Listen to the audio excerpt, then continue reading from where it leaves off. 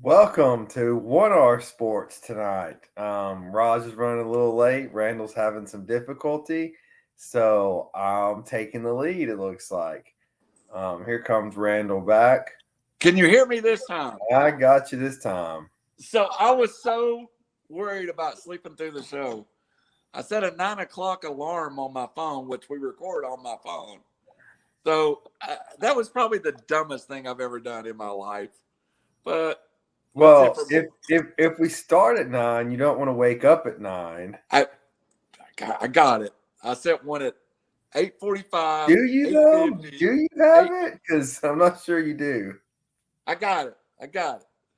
So welcome to a 901 version of Triple R Rated Sports. Of course, we start every week without our illustrious Central Indian Time friend, Raj Mehta. He'll show up in the next 10 minutes. Welcome to the only person that's always on time, Robbie Davis, and Aaron Burt, who generally beats Raj in. I don't know if you guys know this, but I have a clock and it's set by Verizon. And so I use that as my guiding light for when to show up for things, when to leave things. It's a pretty fantastic concept. Well, I've now learned you don't set the alarm for the exact time you're supposed to be on the air. Robbie, been a big weekend here at River City Media. We had an exclusive interview with David Carroll on Monday night. He's wrote a fabulous new book about visitors, political, movie stars, music stars that have all visited the Chattanooga Valley in the last 100 years. And we had a 30-minute interview with him. Would you like to take a guess how many presidents have visited Chattanooga over the years? Like recent years or in history? This was like history. And they're not necessarily in office as president yet, that he documented it. Ooh, so I'd say 8? 27. 27 out of 46. Yep. Including current President Joe Biden, who was here as a speaker in the 1970s to the downtown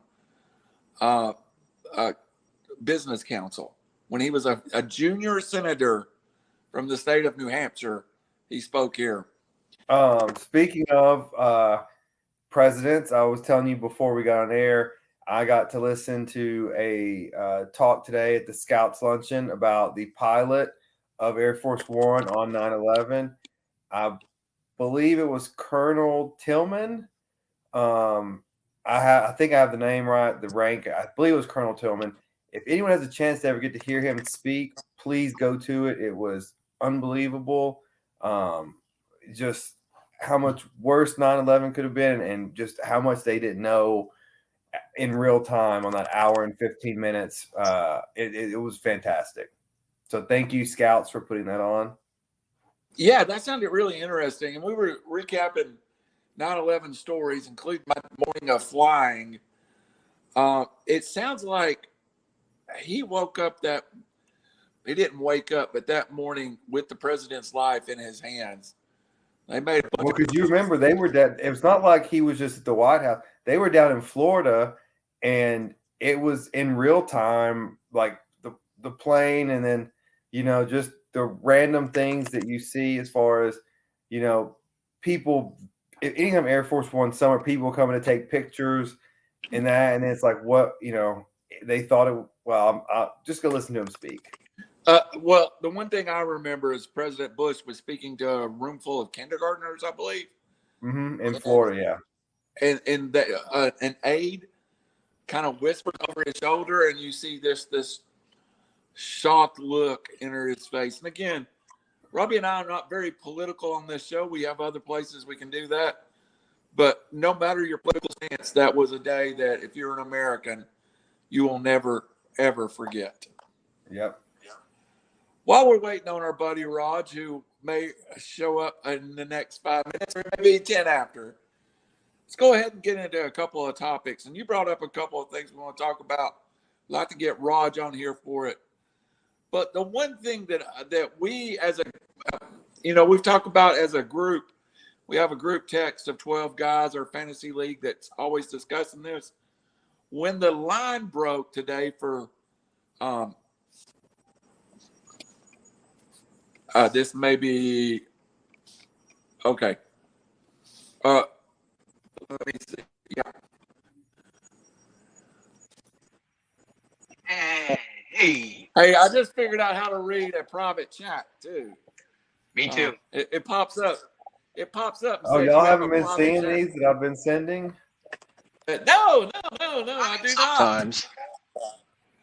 Sometimes. I I was do here have actually news, for though. once. The new studio computer has been fixed, and I am picking it up from a gentleman who set up our River City Media mobile command center that will be ready to go next week. So we shall see. This is what we're going to be using for remotes. And when I add that, Robbie, I will be able to see all your private chats and personally chat you, and hopefully bring you in and off camera as you're answering a question. Could be nuts. Oh. Like you will be, when you're answering the question, you'll come out front and into the background. But anyway, today, catching up, Rod, we talked a little earlier about some other stuff, but we were just getting ready to get into it. On our group chat, Arkansas was released as an 18-point dog to Georgia. And the group reaction, and these are 12 guys that at a minimum follow college football fairly closely. There's a couple in there that let their Roll Tide and get in their way, but besides that, they do know football. Was you shocked, Robbie, when that line released and Georgia was an 18-point favorite to Arkansas? I think that's a little high. Arkansas has really impressed me thus far. They've won some tough games. One against Texas at home. The A&M game was neutral, but in Texas, so how neutral is it? Georgia's looked really good, but really that Clemson win is sinking weekly. And so if I was betting today, I think I would take the points. It's between the hedges, right? It is, yes. Obviously. That's okay. So if you get 3 points for home team for 18, so yeah, I mean, I think it's a little high. I think I would put my money on Arkansas. I think they're really well coached. I think this is a game that Kirby Smart may play tight in and rely on his defense, which no shame in that. That defense is so nasty. But I think Kirby plays a ball control game, lets his defense try to make some plays, and I think it's low scoring, and I think it's closer than 18. Rod, I believe Rod Meta gave us on air last time Arkansas to straight up beat Texas A&M. So congratulations on that pick. But Yeah, I agree with Robbie. What do you think, Rod? I'm all hogs, baby. And really the reason why is KJ Jefferson. That kid's a monster. And, he left last game with a bruised knee, comes back towards the end just to kind of seal the deal. We all know how other kids feel about that defense. It gets everybody up. And he's just a monster. And I've just been very impressed with Arkansas. I think that's way too many points. Jefferson can pass the ball. He can obviously run the ball. 844 yards, throwing 6 TDs, throwing, and then another 230 yards on the ground, like 7 yards per carry, another 2 TDs. Georgia's defense is impressive, but I'm not sold on Daniels, to say the least. And Arkansas's really controlled the line of scrimmage thus far this year, especially against a big Texas team. And last week, DeMarvin Neal, A&M is no joke, man. And, they control the line of scrimmage throughout. Now, Calzada, the quarterback's not that anything to write home about for A&M. But, man, I've been super impressed with Arkansas.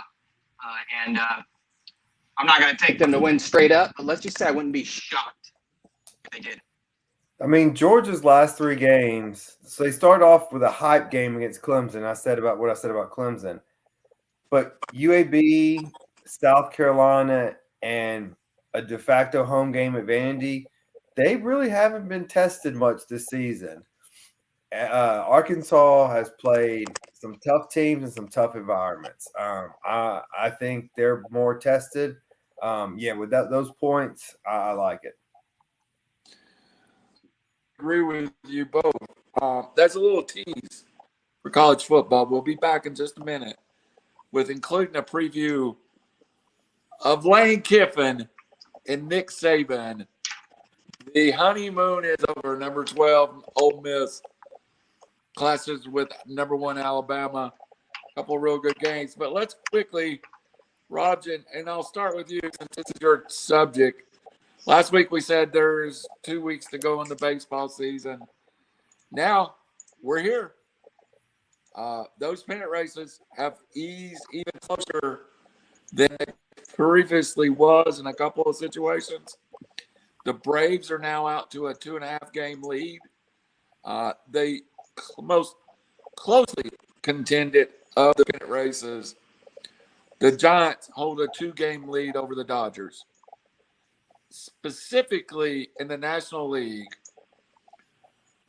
let's handicap it. I think we have 6 games left. Do the Dodgers have enough time to catch the Giants? Yes, but, they're not facing each other, which is a shame, really. The Dodgers have the Padres this week, and I think the Giants have Arizona, I believe. But, one thing about the Giants is they've been relatively unscathed all year when it comes to injuries. Other teams, like the Dodgers, have had just a tremendous amount. At one point, they had the most transactions in terms of on the injured list, et cetera. Long story short, Brandon Belt, the outstanding mid-30s first baseman for the Giants, broke his thumb. We found out today he'll be out 4 weeks. 274, 29 home runs leading the Giants. Him, Brandon Crawford, Buster Posey, those guys have been there forever. Belt's a big loss for that team. We'll see how they respond. The Dodgers, that's right, they end with Milwaukee, one of the best pitching teams in the freaking league. So hopefully Milwaukee doesn't have much to play for, but we'll see. The AL, by the way, there are 5 teams jockeying and for that 2 wild card spots. The Yankees, Boston. The Yankees lead Boston by a game. Toronto. Boston leads Toronto by a game. The Mariners, who are half a game behind Toronto, and the A's, who are 2 games behind the Mariners. So, that's pretty sensational. And, the Yankees have 3 against Toronto, and then they play Tampa, who's pretty much locked it up. The Red Sox have Baltimore, and then Washington, 2 teams that are not locking anything up. They have the easiest slate by far. Blue Jays also get Baltimore, and they get the Yankees. The Mariners have Oakland and the Angels. It's coming down in that one. That's going to be interesting. So to answer your question, yes, and nobody wants a piece of St. Louis, who's, as of this morning, was 16 games in a row. Seems like every time I think they were a wild card when they won it last time, they just reeled off. And baseball is not necessarily the best team, best record. We go back to Seattle Mariners. Everybody remembers that 120 wins or whatever, and they lose in the first round. But St. Louis always does this, man. And if the Dodgers are the wild card, they'll face that team, and that's not what I want to see.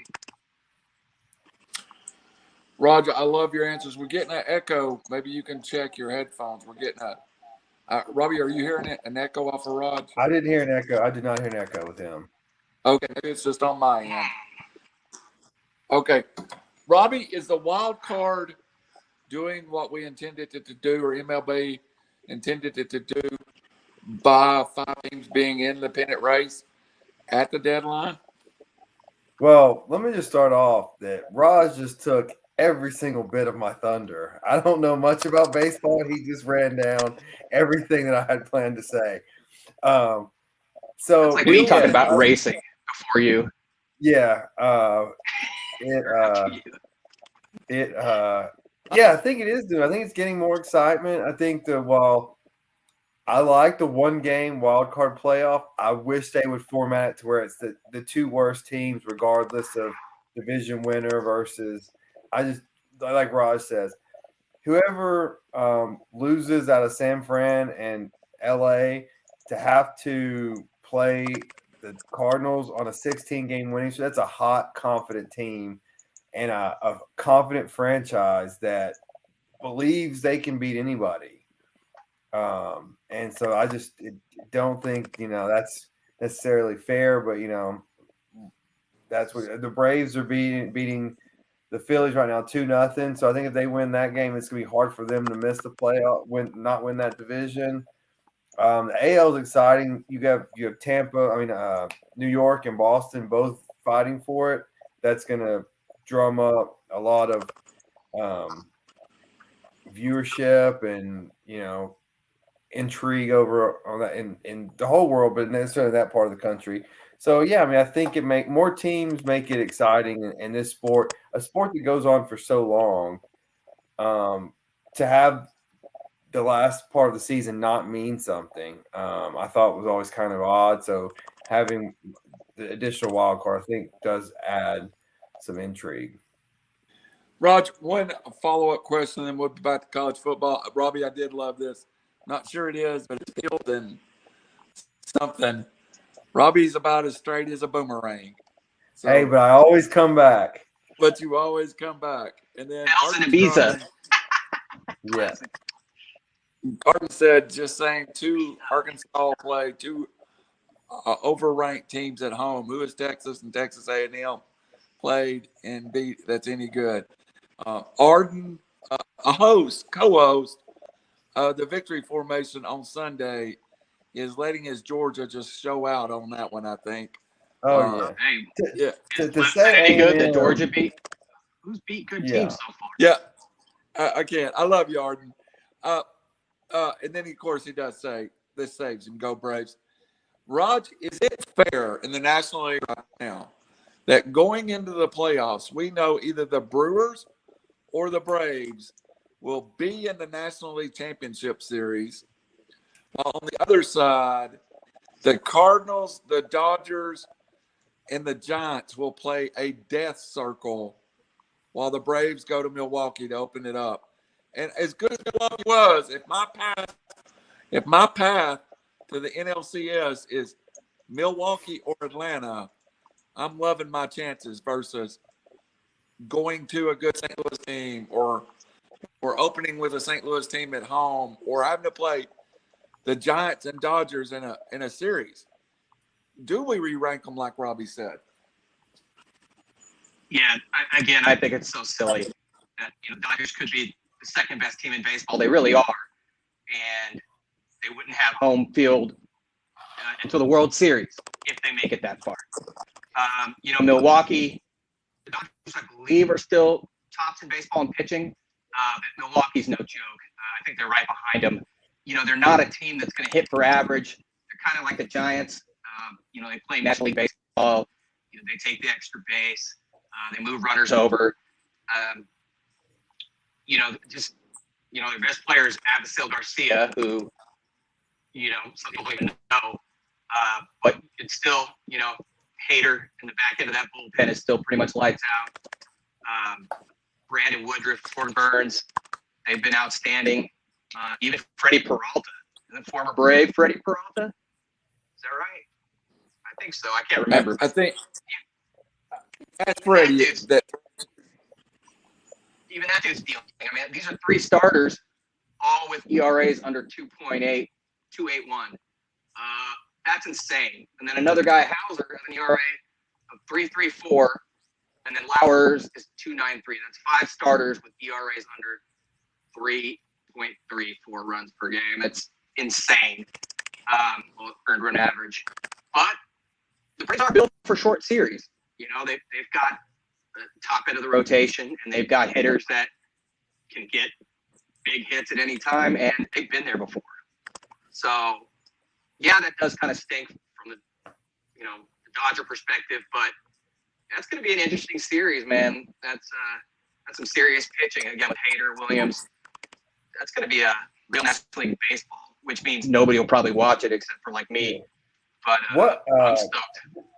Just a question. What happened to the Padres? I'm looking at they're 78 and 78. They were like the hot young team at the beginning of the season. They just hit a wall and just collapsed. Now they're 24 back. Good God. All hype. I'll talk to San Diego. I mean, Tatis still has 41 homers and he missed a ton of games. A lot of guys, they had a lot of injuries in the starting rotation as well. Bullpen was not awesome. Just all kinds of things. I think at one point they had lost like 10 or 14 out of like 16. Just some obscene amount. And guys in the first half cooled off.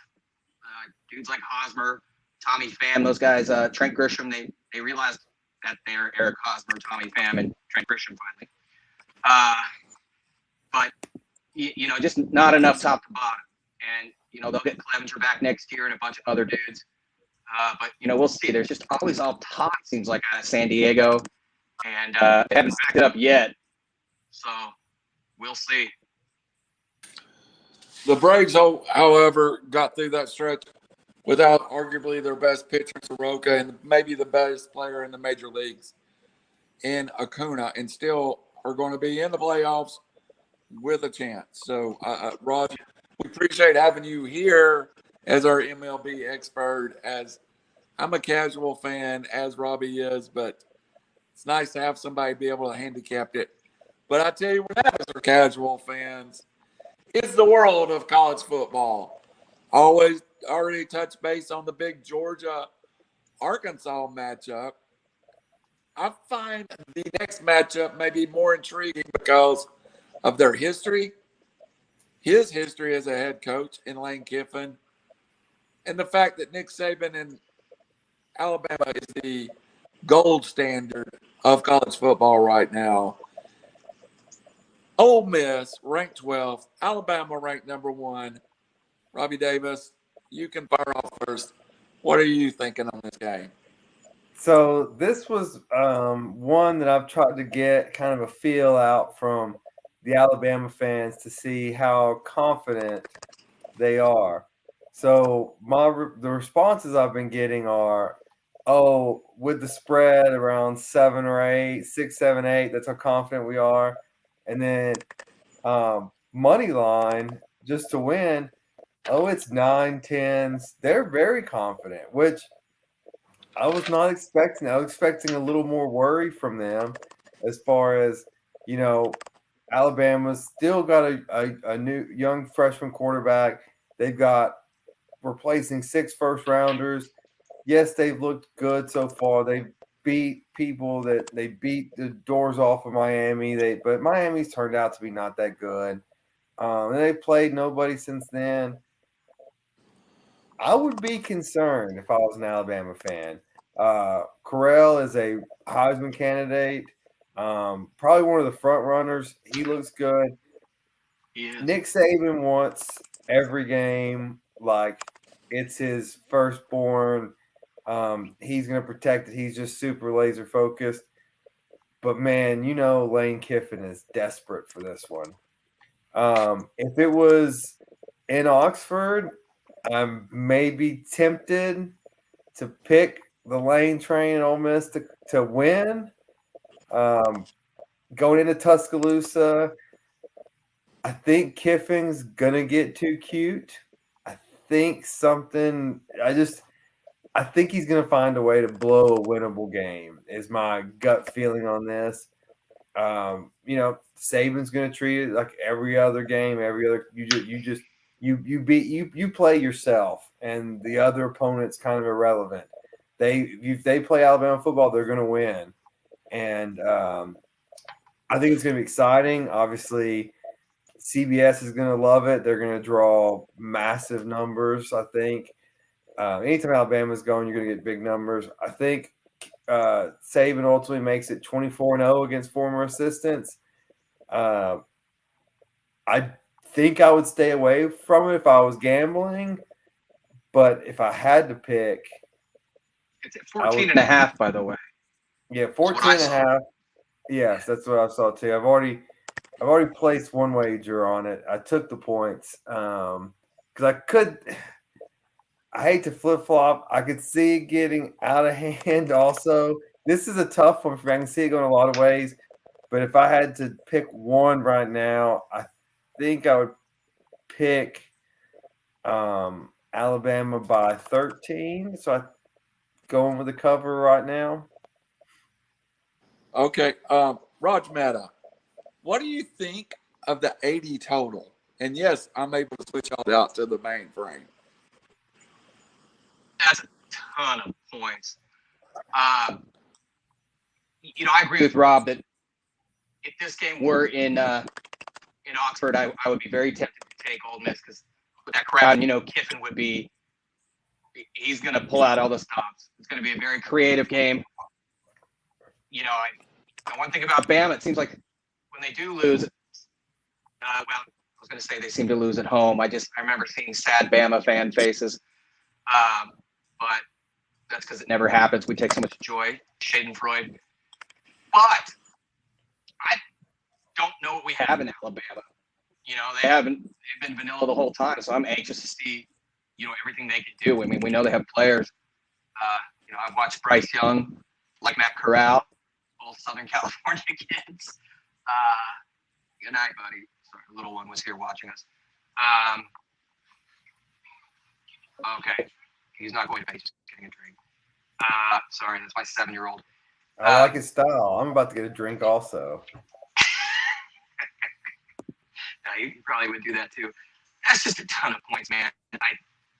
Can you see Bama's defense giving up that many, even though Ole Miss has got, 3 guys that can run the ball and 3 guys that can catch the ball? When's their last time their defense gave up 40 in regular, in regulation?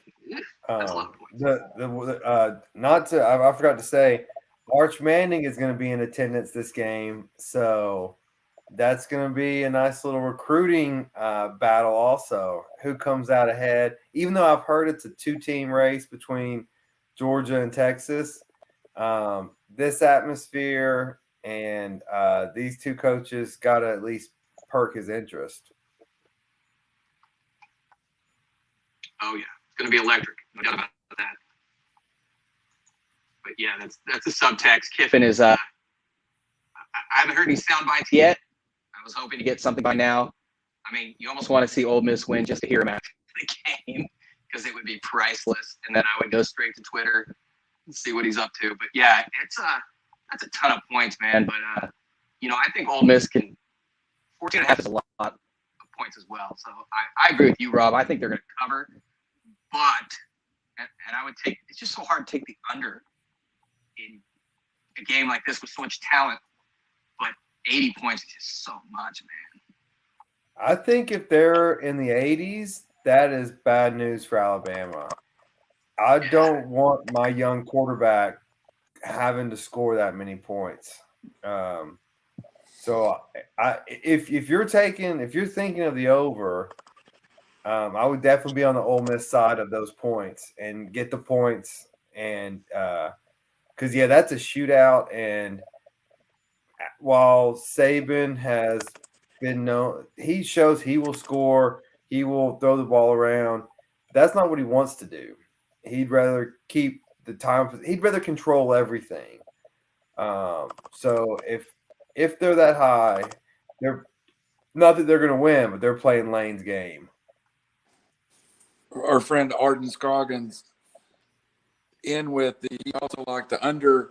Arden wants to put in the chat if you like Bama and the under. Because, Robbie, what I hear, it's if you're going over, the play is probably over to get on a teaser.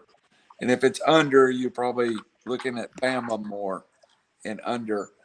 The other marquee matchup this weekend is the Cincinnati Bearcats and the Notre Dame Fighting Irish. At Notre Dame, Cincinnati opens as a 3.5-point favorite. We'll start this one with Raj. Notre Dame and Cincinnati, 3.5 at South Bend. Handicap us real fast. I got it at 2.5 right now. It's going to be a battle of veteran quarterbacks. Jack Cohn, who is still listed as a starter, he got dinged up playing his old mates in Wisconsin.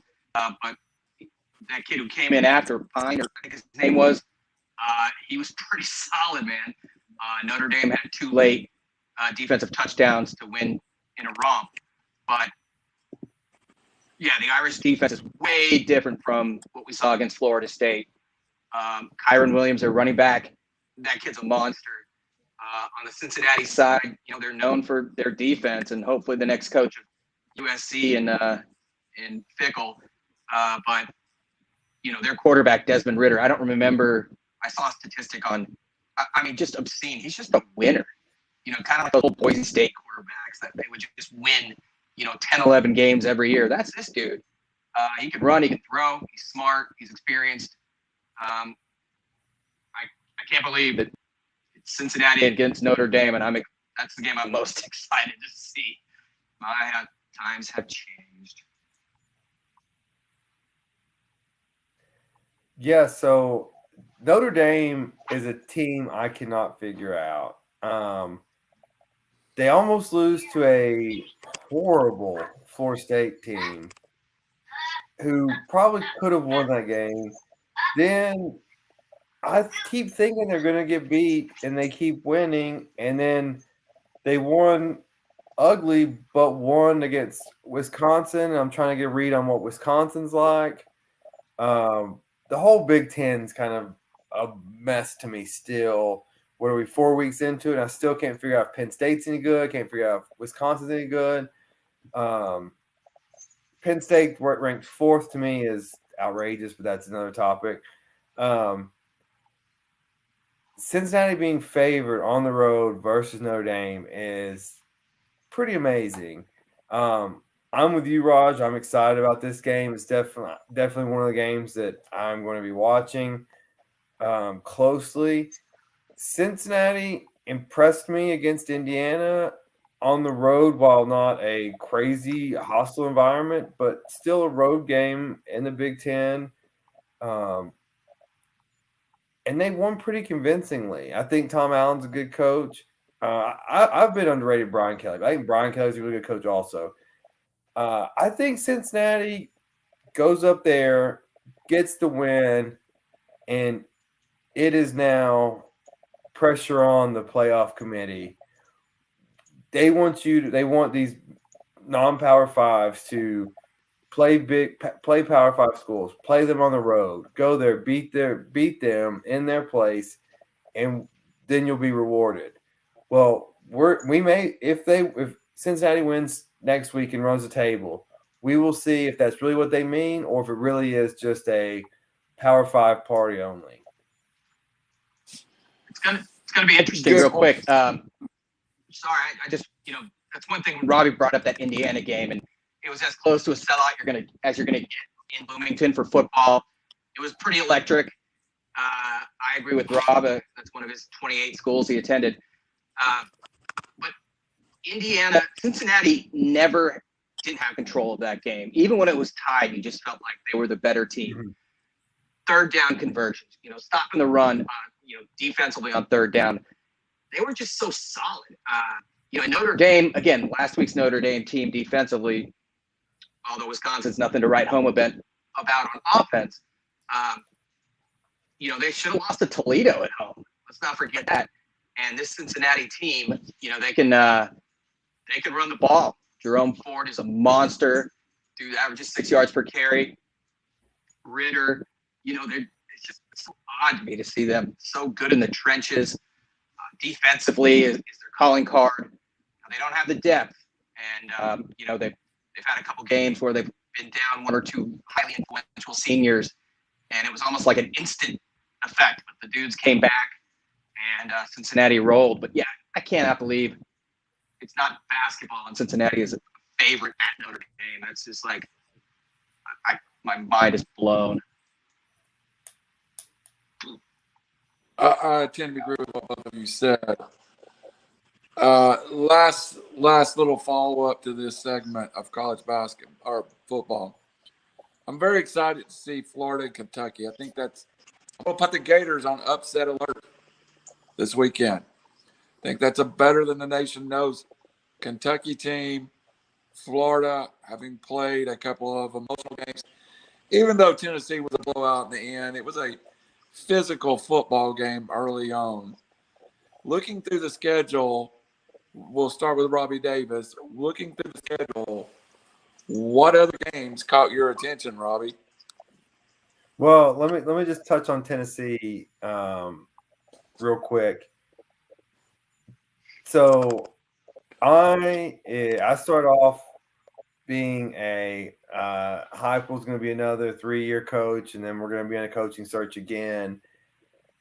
We'll see how recruiting goes, but I am really, really impressed with his play calling ability.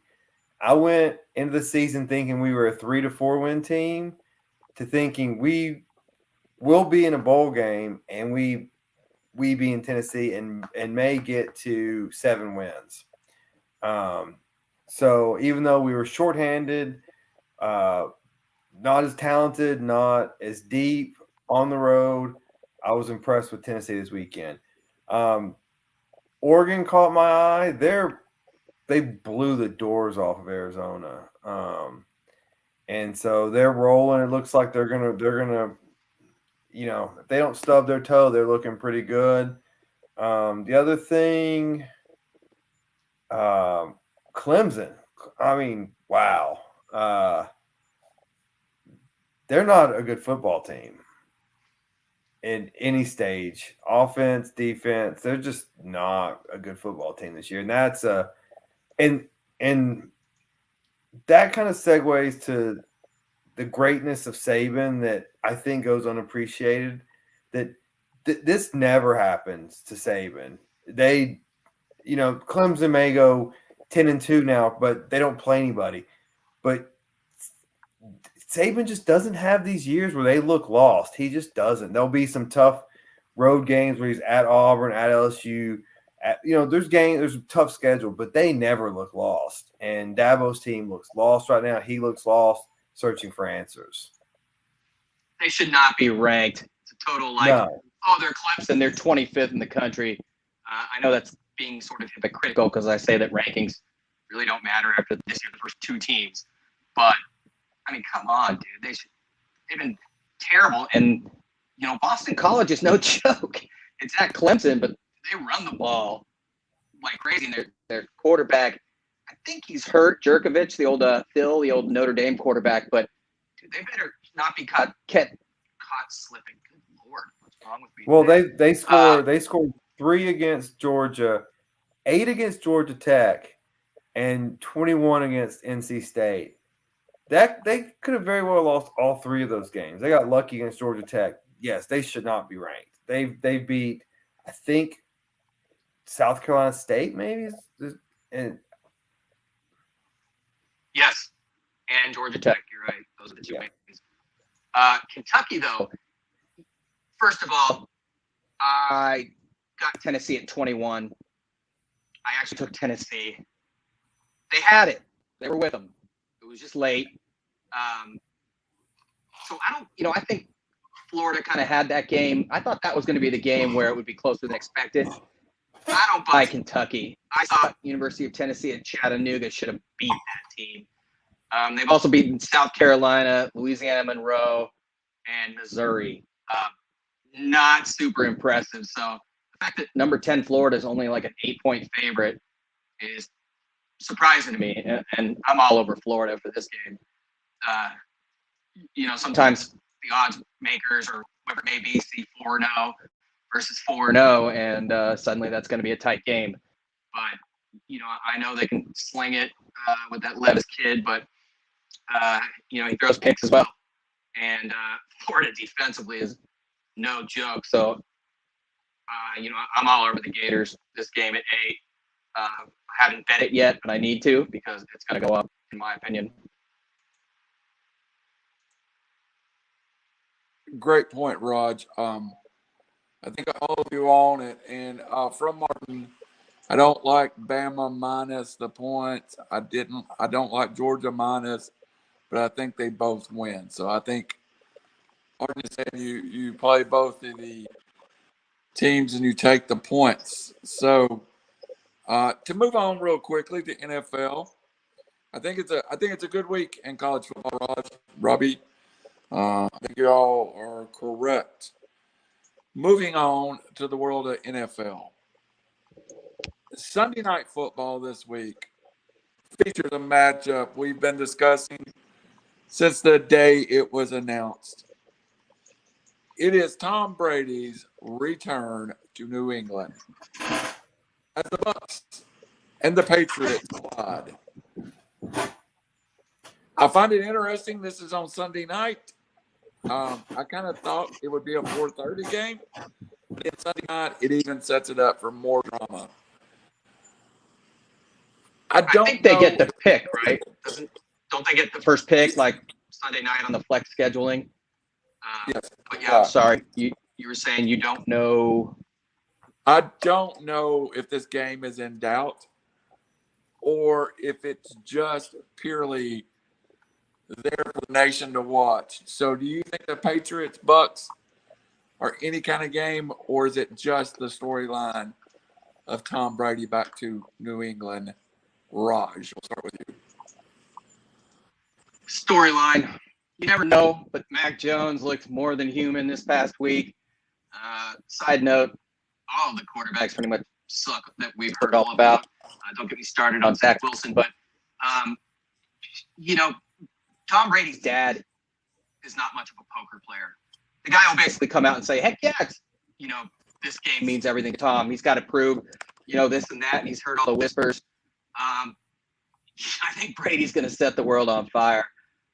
New England, again, they just don't have the manpower to stay with the team. Tampa's should have been better thus far defensively. New England did not run the ball well last week, but you have to have all phases to beat that team. The one thing I was curious about, which I'm looking up now, is the weather. If it's like snowing like crazy, then I think they may keep it close. But right now, I doubt it is. It's September. Who knows? It's New England, dude. I have no idea in that part of the world. But yeah, that's their only chance. So there you go. There goes their chance, in my opinion.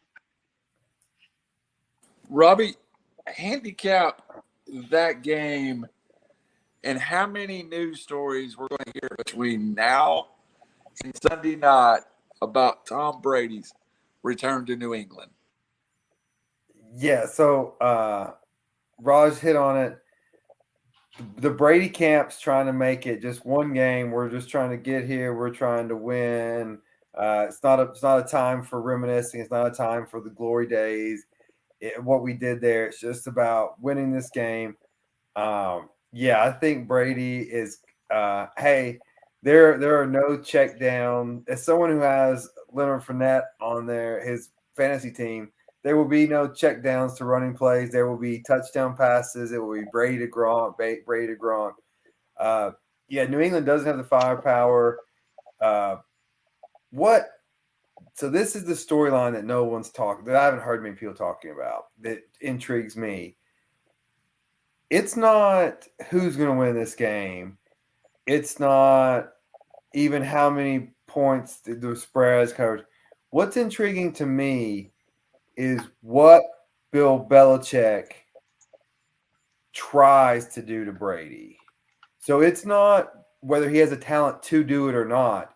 It's what he thinks is Brady's greatest weakness and how you can beat him.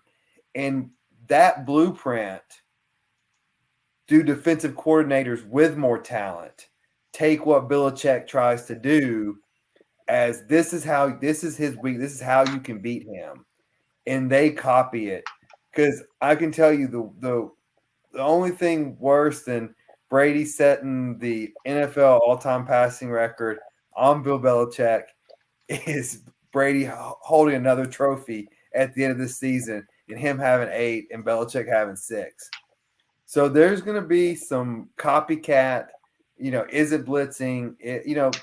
Because obviously the Patriots don't have it together. They let Kamara have a walk-in touchdown, like set 3rd and goal. Like, you can't leave him uncovered. And Belichick knows that wasn't the defensive call. So they don't have the horses, they don't have the smarts, but the scheme is going to be intriguing. That's a good point. And you brought up that point about the all-time record. 8,358, he's 68 yards short. He's going to set the record against Bill Belichick. Passing Drew Brees. So that's pretty sweet. I did see something. What does Drew Brees think? Well, he retired. I mean, it was a matter of time before Brady passed that record. By the way, Brady right now has thrown for over 241,000 feet, and that's 45.6 miles. I thought you guys would like to know that. I don't know what that means. I don't know anybody who can throw a football other than Uncle Rico over a mountain or 45 miles. But I just thought that was interesting. I also think, Belichick, he definitely has a built-in excuse. Young quarterback, blah, blah, blah, defending Super Bowl champions. He can sandbag if he wants. They're going to be on to who they play next. We're on to Cincinnati. All right, real fast, getting around the NFL. Thursday night, we open up Jags and the Bengals, 7.5. The Bengals, the Giants, and the Saints play 8 New Orleans. That seems like a big number. Hold on. Wait. Are we not going to talk about the Titans winning the division on Sunday? The Raiders. Well, we'll have a when we get to the Titans. We will address the Titans at that point. Okay. The game we're going to address first, though, is the struggling Kansas City Chiefs get the Philadelphia Eagles. Robbie, you're the AFC guy. Are the Chiefs really struggling? So y'all laughed at me last week when I said my AFC championship picture is Buffalo and the Chargers. The Chargers went out there and showed it. Herbert's the real deal. The Chargers are loaded. Going into Kansas City and winning there, that is a big deal. And it was a back and forth, really exciting game. LA is quickly becoming the epicenter of the NFL. You got the best team, in my opinion, in the NFC, and a darn good team who I think is going to be in the AFC Championship in the AFC. Kansas City, they just talent, but you're starting to, instead of that Super Bowl Andy Reid team, you're starting to see more of the Philadelphia Eagles Andy Reid teams where, hey, tons of talent. They're exciting, but there's just something missing with them. And, from afar, it seemed like they've done a really good job structuring the contracts, getting everybody locked into long-term deals. Offensive line still not great. Defense still isn't great. But you would think that offense can score with anybody. But, you're looking at Raiders 3-0, Denver 3-0, Chargers now 2-1 with a win at your place. It's not panic time, but it's worrisome. No doubt, man. Their defense is giving up about 30 a game. I don't know if you guys noticed this, and he has every right to be arrogant, beyond confident in Mahomes, but there seems to be a lot more unnecessary of those sidearm, no-look nonsense, and a lot of balls that, he just needs to set his feet and put it on the guy's numbers because he is definitely not playing up to his potential, in my opinion.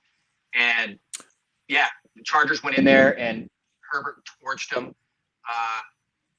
There's definite chinks in the armor. And like Robbie said, for me, the biggest game, SoFi Stadium is going to be the epicenter. Are the Raiders for real? And this Monday night, it's an old-fashioned Chargers and Raiders battle. That's going to be an outstanding game. And We're going to give what's you a that, Randall? chance to comment on that one. We're going to Okay. Just real quick. We're going to Chiefs. Wait, real quick. Chiefs have given up 3 more points than they've scored this year. They almost lost to the Browns to be 0-3 to start the season. I know almost isn't a score, but it's not looking good for the Chiefs. I agree. And if it wasn't Brady return week, the nation's story would be Andy Reid back to the Philadelphia. And I hate to cut everybody off, but last comments on that game real quick. On what game? Yeah, hopefully Reed's okay on that Kansas City game. It's in Philly. Hopefully Andy Reid's okay. You know, they signed Josh Gordon. I think that's one of those things that, like, you kind of got a problem player, but the only team you go to is a successful winning one. So, in terms of culture. But, yeah, I thought that was interesting, picking up that dude. You know, if there's one thing Philly can do, it's run the ball. And if one thing Kansas City is not awesome at, it's stop and run. So I think it may be closer to that touchdown, but I also don't think it's worry time. It's week 3. They're going to be fine. Their schedule, Robbie knows their schedule better than I do. But, you know, there's nothing. Well, they get the Eagles and they get the Bills. Then at Washington, at the Titans. Well, it is no joke, but it's early, man. I think they'll be more than fine. But, yeah, that AFC West is legit for once. Very legit. All right, moving on real fast. The Bills are 16.5-point favorites over the Texans. The Cowboys are at the Panthers. The Browns and the Vikings in I think a very even game, -2. The Colts, 1.5 underdogs until the Dolphins. And Robbie's Tennessee Titans, who won the division last week,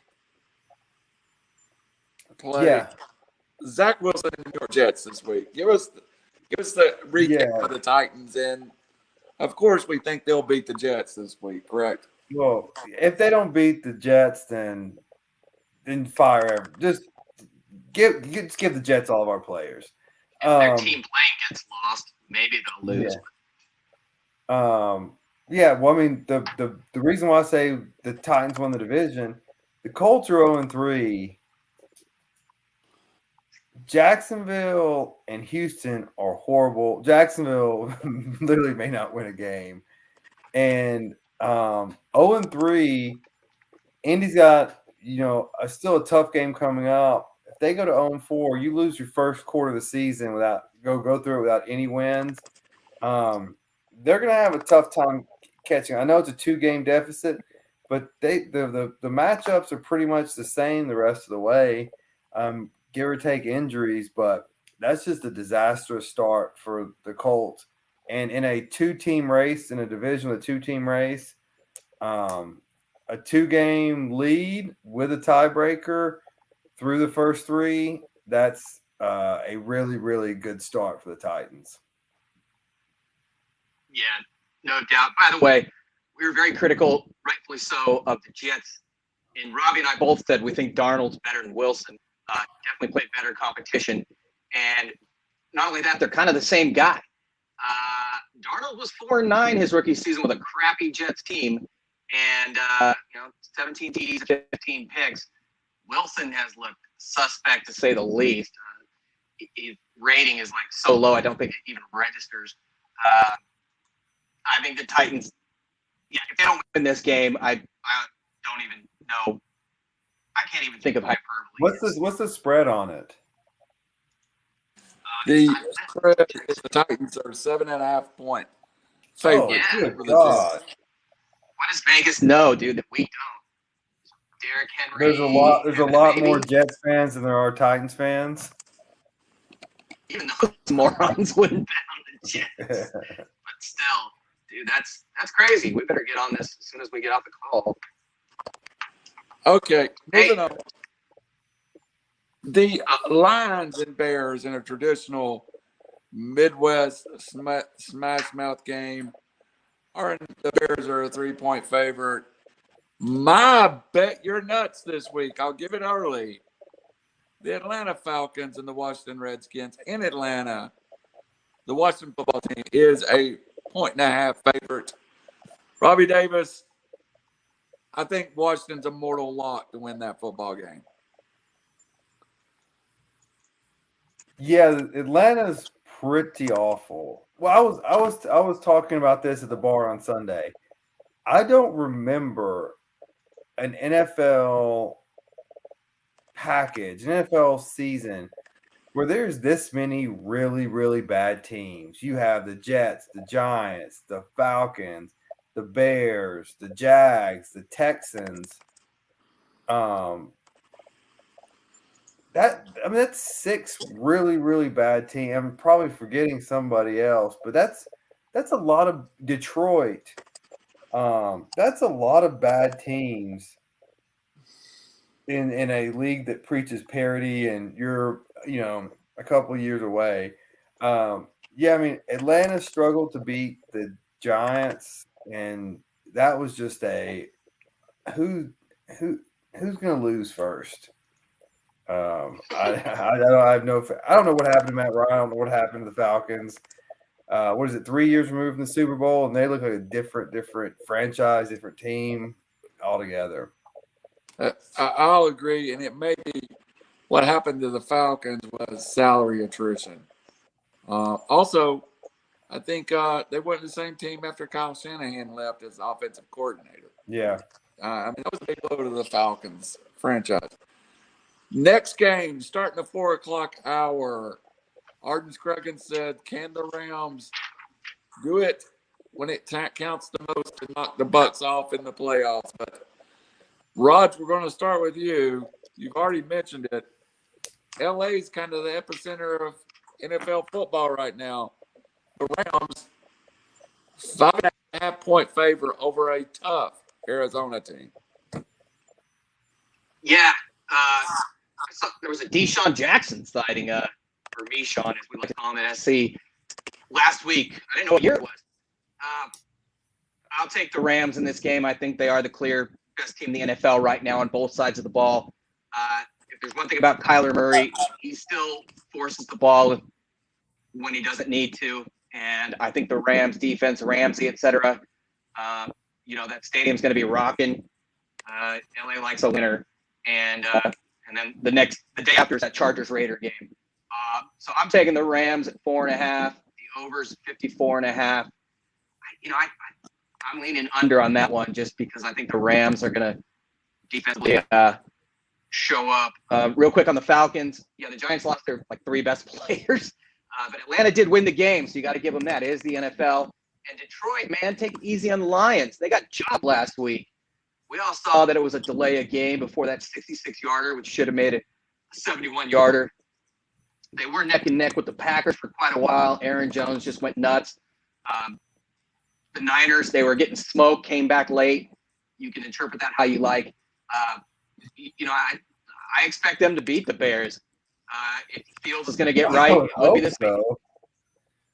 But, Fields was that was a terrible game. Good grief. But, I wasn't really high on him either. I think he just needs to mature physically, mentally, emotionally, psychologically, eventually financially. But, yeah, I'm not a fan of the kid. I think Detroit is better than we think. And they've had a lot of injuries. They've got deep receivers. Goff is, solid, if not spectacular, but he's definitely solid. Good running game. I'll take Detroit in that one. Just for the record, Detroit's 0-3 and been outscored by 28 points. Robbie, go ahead and hit that Rams Cards game. But on the backside, another real good matchup in that division. San Francisco and Seattle. So Rams Cards to start with and then transition on to the Seattle Niners game. A lot of people are going to lose money on this Rams Cardinals game because what the majority of people are going to see is fantasy football. And they're going to say, oh, the Cardinals, they've got a great offense. They're going to score with them. And so I like them to cover maybe the over. You know what doesn't show up in fantasy points in fantasy football is a fantastic defensive line. Ask Tom Brady how many Super Bowls he would have had if not for a fantastic defensive line going against him. It's a game changer. If you can get to Murray without having to blitz, and the Rams will be able to do so, then they will severely limit his ability to sit in the pocket, to roam around. He's going to have to make decisions quicker. Receivers won't get open as quickly. I like the Rams. I think they also cover. I think they're the best team in football also. Really well coached. Stafford's dealing. They just did it to Tampa Bay, who's probably got the most weapons on offense. Like the Rams. The other game, what did you ask me? What was the other game?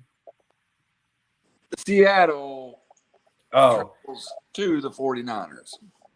yeah, I like the Niners in this game. Seattle is one of those teams that I love watching them play because Russell Wilson is so brilliant, and just the placement of the football just in people's laps is so fun to watch.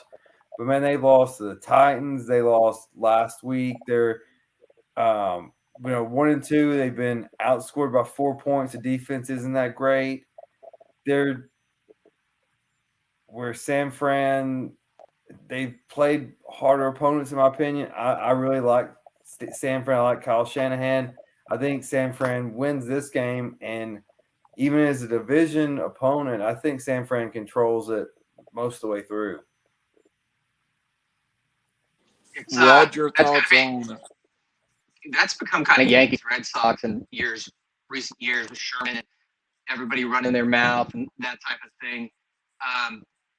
By the way, the Seattle Seahawks just promoted Robert in D-Chat. Can never pronounce his name. Remember him at Ole Miss? He was suddenly like the #1 player in the country, and the guy's barely making practice squads now. That's just a tangent side note.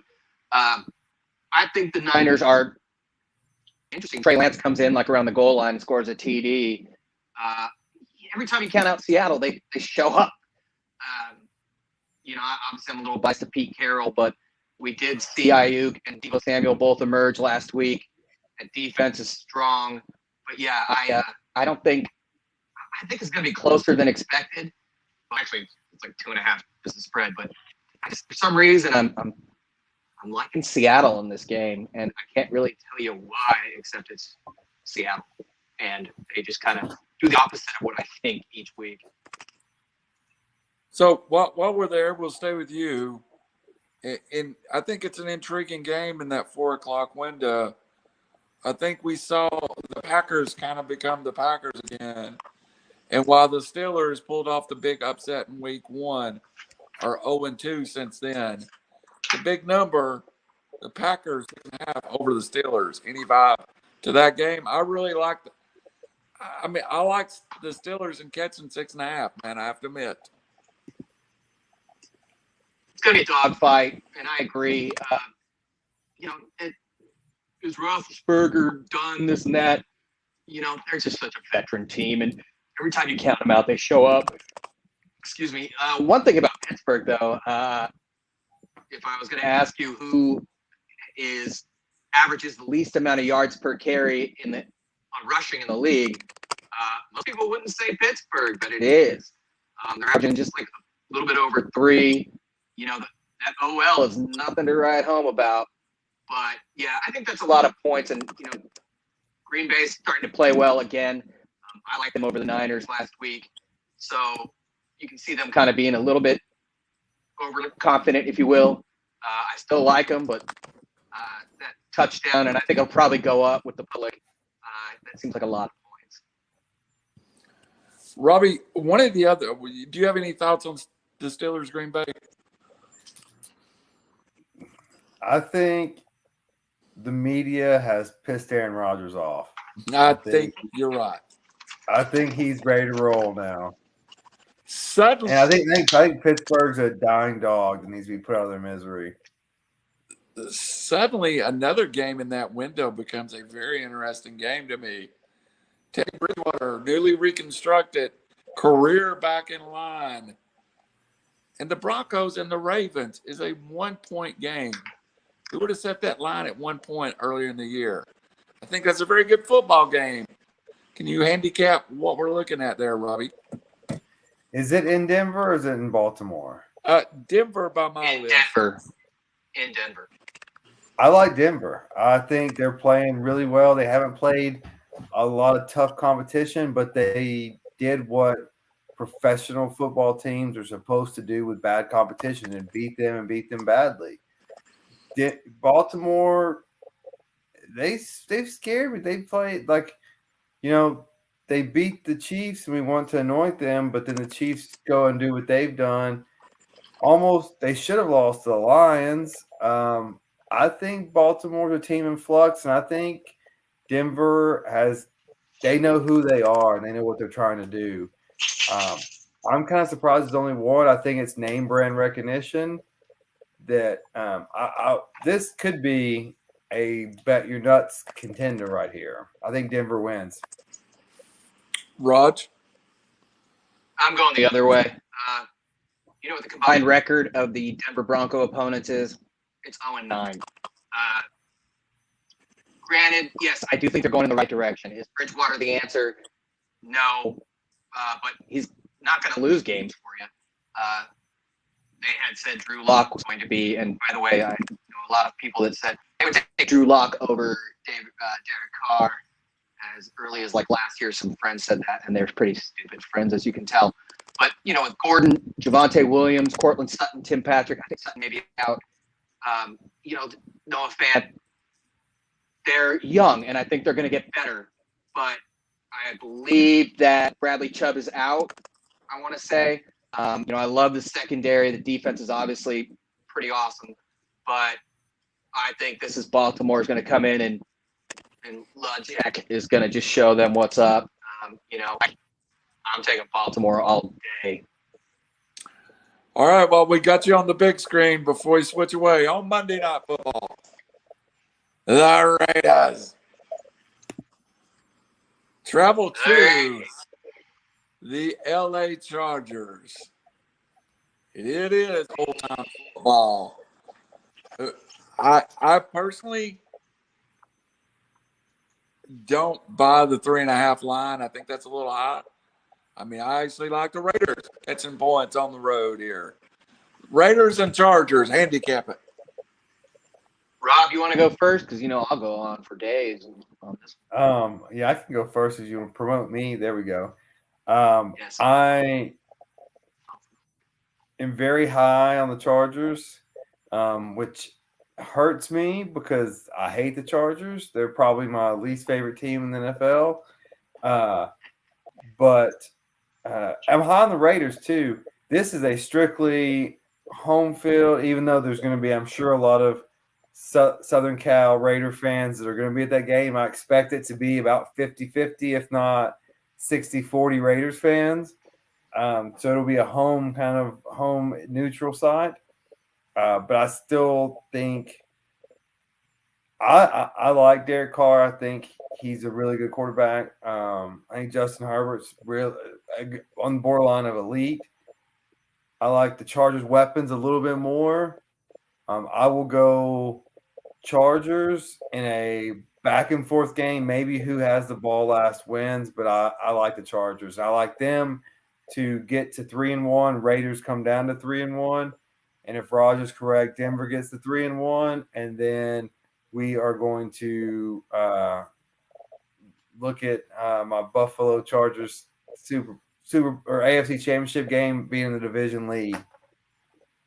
Aaron Burke calls 80% Raiders fans, the Raiders were in LA. But Raj, open mic, get it off your chest. It's just so hard to count on that team. The offensive line's been banged up. The center, Andre James, has been nothing but problems. However, in the past, the Chargers in San Diego and whatnot made you buy like 5 game packages. If you could not buy Raider games individually, I went to about 10 of those games back in the day. it's going to be, I don't know if the Chargers are going to do something. They probably need to. But, yeah, it's going to be tons of Raider fans. When I was in Southern California, they called it the Raider Rooter. There were planes going to Oakland from Orange County, Ontario, LAX, and Burbank. Raider flights all in the morning, and people would come back on those flights. Be a lot of Raider fans there. I do think LA, the Chargers are the better overall team for the reasons that Rob said. But, I got my not Amari Cooper jersey. That's South Carolina's Brian Edwards, who, finally made a decent draft pick because I think you guys saw that guy's potential was off the charts if he can stay healthy. And then America's favorite CPA, Hunter Renfrow. The Raiders are just Derek Carr leading the NFL in passing. Every time I take them, or I put faith in them, they let me down. Last week, down 14-0. Some very bad decisions by Gruden, including going for it on fourth down. I think on their own 30, something like that, which was like what? And then late in the game, they lost to Miami last year when they had a chance to make the playoffs because they got conservative late. And he did the same thing this game. It shouldn't have gone to OT. But the Raiders, I say the Raiders going to Raider. And if they don't Raider this game, that's not a good thing. But I think the crowd in that brand new stadium is going to be a big difference maker. And yeah, I feel like there's going to be measures there, but in terms of, again, the Chargers limiting amount of Raider fans there. But yeah, Aaron's right. It could be 80% Raider fans in there. They're going to be wild. And, I know they're on Monday night against Baltimore, but, it was kind of late. This is a primetime matchup, only game that day after, a bunch of big games. So everybody's going to be ready to go. I'm not going to pick this game because, again, every time I do, they let me down. But I think home crowd or the Raider crowd is going to be a big difference maker. I'm shocked by the no pick, but I'll go ahead and pick it. I actually like the Chargers in this game, and the Raiders turned the ball over too much, I think Justin Herbert looking for a coming out party, and I know he's a star, but this is a primetime game. I expect a big game. By the way, the Braves win 2-1 on a Soler home run, pull that out to a 3-game lead, 3.5 game lead. But quickly, since we've run through the NFL, we said we were going to do the whole new top 25, but I really don't care about that. I want to talk about the 4 teams that would be in the playoffs if they started today.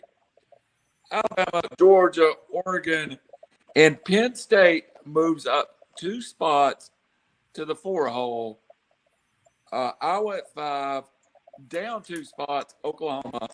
Cincinnati up 1 to 7. Arkansas up 8 to 8. Notre Dame up 3 to 8. To 9. And Florida 10. Robbie, does Notre Dame go up just to make that marquee matchup a little better? We're talking about who's going to make the 4 teams in the playoff, or we had to start today? Yes, it would be Alabama, Georgia, Oregon, and Penn State. Well, according to the projections I looked at. Oh, well, so if I'm ranking them today, if I'm ranking my playoff rankings, it is Alabama, Oregon, Arkansas, and then that 4th team. Iowa did not impress last week, and they cost me money. But I would say, I think I go Iowa. I don't. Penn State. I mean, beating Auburn, and then I guess they beat Wisconsin, who then lost to Notre Dame. And I guess Georgia's got the talent, the eye test, but that Clemson win, it's so early. But Arkansas to me has the most impressive resume thus far. I tend to agree. Rods, who would be your top four right now? Oh, I absolutely agree. Even though I don't like Rattler, just for multiple reasons, they keep winning. It hasn't been beautiful. They are 4-0. They dropped down to 6 in the AP poll. But that's very, very possible they run the table. And even though I do think Alabama, Georgia, and Arkansas, that those 3 teams are teams that I would put in, there's going to be a few losses there by virtue of being in the same conference. The Ducks, just because they're undefeated, they're up that high, and who they are. Verdell. Again, I've said it before. They lost Justin Flo, the linebacker, outside linebacker rather, and he's a monster. Anthony Brown is not the guy in my opinion. Penn State, Robbie and I both said, losing record last year, just by virtue of who they played. They just have backed their way into the top 4. But Iowa's defense has given up 3.93 yards per play. Georgia, by the way, that's 3rd in the country. Georgia's number 1. Iowa just against Colorado State, they should have destroyed them, and they did not. I thought 23 was way too low. But as of right now, the 4 best teams, I would say, are exactly Arkansas, Iowa. I would put Cincinnati. If Cincinnati wins at Notre Dame, I'll put Cincinnati, Arkansas, Alabama, and Georgia. If you're asking me my playoff teams, OU very likely can run the table. Oregon can as well because the Pac-12 is terrible. And then you could probably got 2 SEC teams. I don't think Penn State's going to go undefeated. Hey, don't forget about Michigan. Michigan is who do they play this week? They're undefeated. They've looked like a different team for once. Defense is playing well. I think they're underdogs this week. Who are they? At Wisconsin. Wisconsin's a 1-point favorite.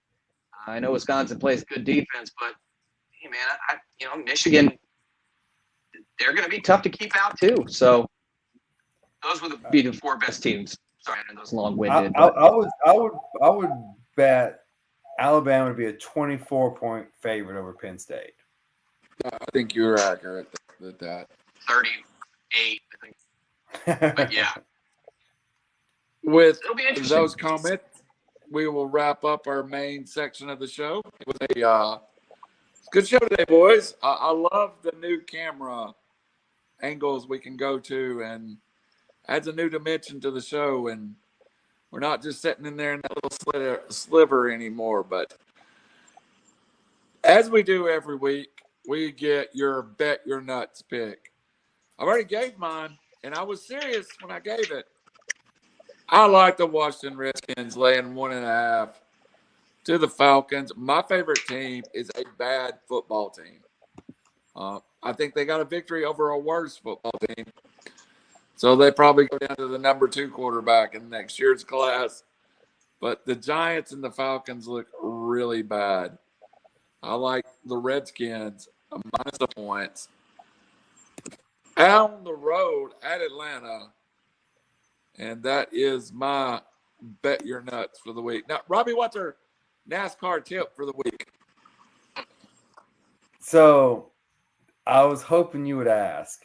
All right. So this is a rare occasion. So they're racing at Talladega. Talladega is wild. It's the playoffs. So everything's on the line.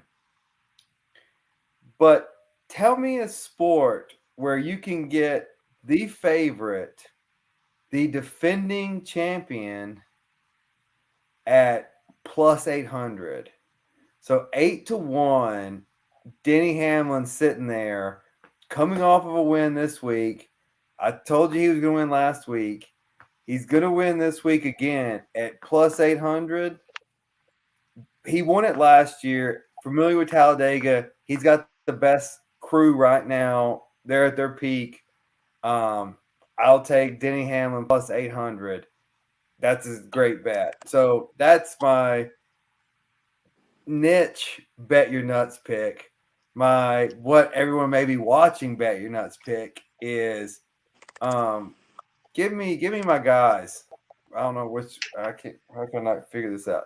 Give me the Titans -7.5 against the Jets. I said they were stupid on draft night for drafting them. I said they're stupid every week. They're a horrible franchise, horrible coach. Sam Darnold should send Adam Gates and the Johnson Johnson people thank you cards every week for getting him out of there. He's now sitting 3-0. He's happy in Carolina. The Jets are a dumpster fire. Titans are going to roll. Robbie, before we go to Raj, I will give you this. If you followed your NASCAR picks to this point in the year, you've made a lot of money. Well, that's why I'm giving them to you guys for free. Yeah, I know. I know. Not that does it matter. Where's the race this weekend, and does Hamlin perform well at whatever track? Yeah, did you not hear me? It's in Talladega. He's the defending champ. He won last year. Yeah, I mean, it all said he won last week.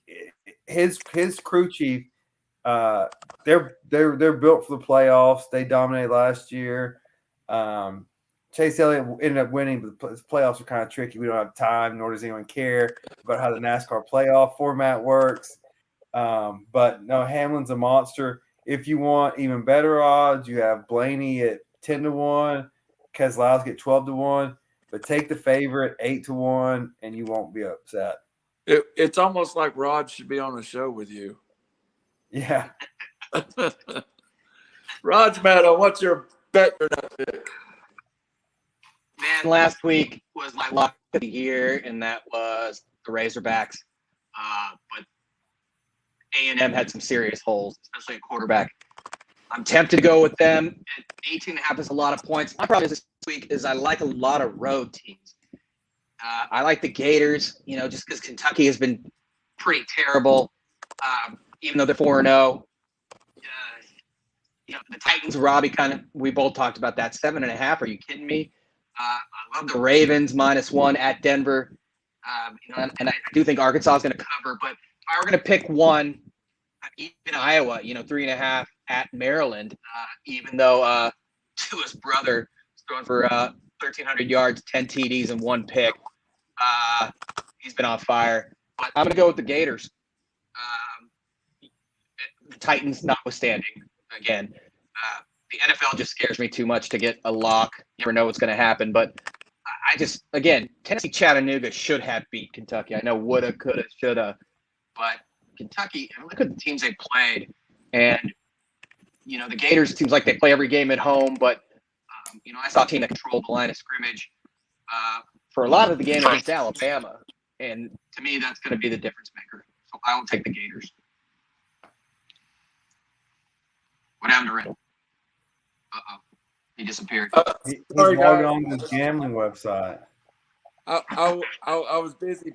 I was busy betting on Denny Hamlin this week. So, my daughter needs a college fund. Great show again. I'm enjoying football season immensely. We won't get into why we're all 1-2, but I still think I'm the best 1-2 team in the league. Just throw that out there.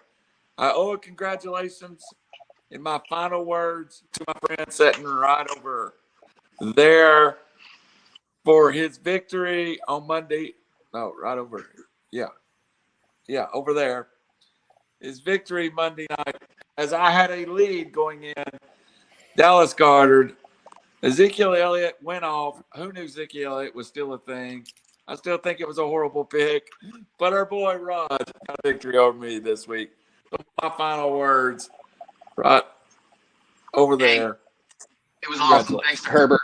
I appreciate that. Herbert and Ezekiel and Carson, my receivers didn't do anything. What I want to end it on is I want to score from each of us on Tampa Bay at New England. Just feed into the hype. Again, Tampa's 6.5-point favorite. Randall, what is your final score in that game? A 34-17. The Bucks. Rob? I'm close. I got 31-14. I think I think someone said this would be like Michael Jordan not retiring, but going to straight from the Bulls to the Wizards, and Phil Jackson still being the coach of the Bulls, him coming back. I think Mac Jones, while I think he's going to be a good quarterback, this is a tremendous amount of pressure for a rookie. So I go with less talent, with less experience. I think it's 31-14 Bucks, obviously. Yeah. Final note for me, dude. I think it's going to be higher scoring because I think Tampa's going to basically. And don't forget about Gronk coming back too, man. Yeah. He's going to be looked for throughout the game. I'm going 41-24, maybe 28, because I think it's going to be a shootout and Tampa's going to be up by a lot, and then New England may get some junk TDs. So I'll go 41-24 Tampa. I think they're going to break 40. I think, excuse the expression, but Gronk and Brady are going to drop load. Let me go ahead before Robbie goes and throw in another prop bet, which I didn't even think about. Robbie has to score a touchdown in that game. Go ahead, Robbie Davis. Is Gronk going to score? Yeah, I mean, that's what I'm saying. Gronk will score. Of 100% course. game. Yes, of course he's going to score. Oh, yeah. I mean, they'll throw it to him, I mean, especially late in the game if they're up. I mean, shovel pass, run from the backfield, wildcat. No, Gronk will get in the end zone. Yeah. All right, Robbie Davis. Oh, Roger. I was just saying New England's secondary is nothing to write home about. They made Winston look like I don't know who. But, I mean, he went through for 128, but he had a really high rating, almost 111, 2 TDs. Tampa's got the best receiving core in the league. So just watch out for that. It's not the old Patriots back there. Patrick Chung is not roaming the sidelines or the secondary, if you will. Is this not Antonio Brown's return to England too? Oh, that's right. It's like the whole gang left. Yeah. Is he back? He had COVID. He was out last week with COVID or whatever. I know, and that's probably the reason you beat me, but I'm not going to whine and complain about my player having COVID. But it still happened. He's supposed to be back this week. Robbie Davis, final words. All right, I've got 2, and I'll keep it as quick and short and brief as possible. I've got 2 distinct final words. One, if I was the Nets, I would be looking right now to void Kyrie Irving's contract. If you haven't been following this, New York is not allowing people that are unvaccinated into the sporting arenas. So as it stands, Kyrie will not get vaccinated. He cannot play any home games.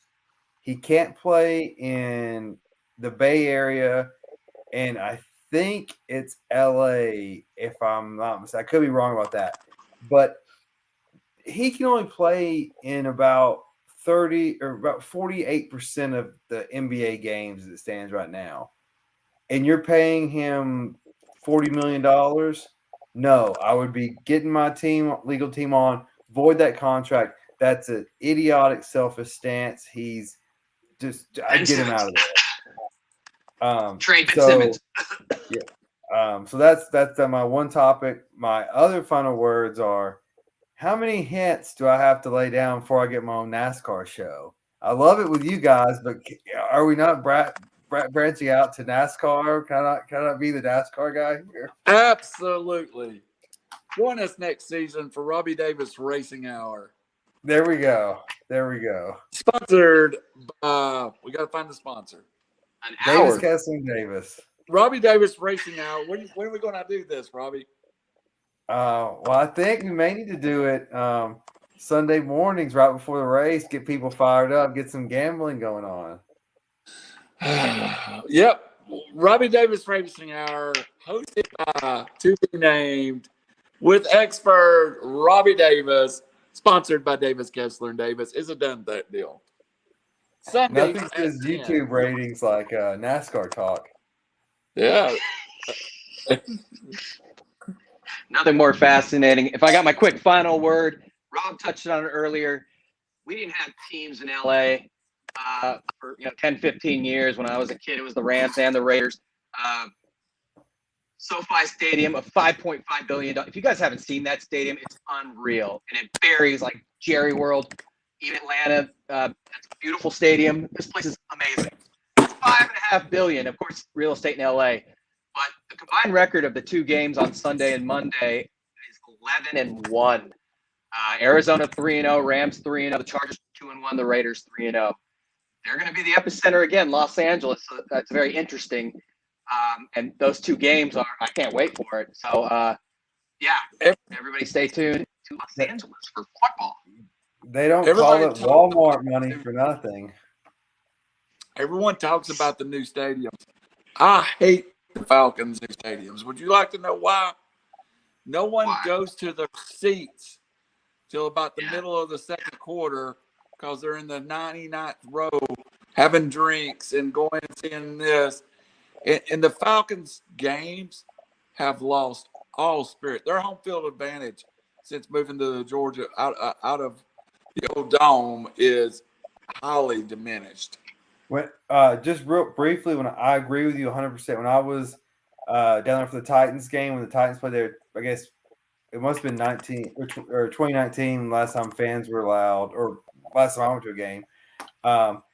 It was supposed to be a sellout. We bought these expensive tickets, and I'm like, there's nobody around us. Everyone's down below in the Delta Club. Yeah. And they're all just sitting. They're all down there drinking, watching the game on TV. And I'm like, isn't that what your house is like?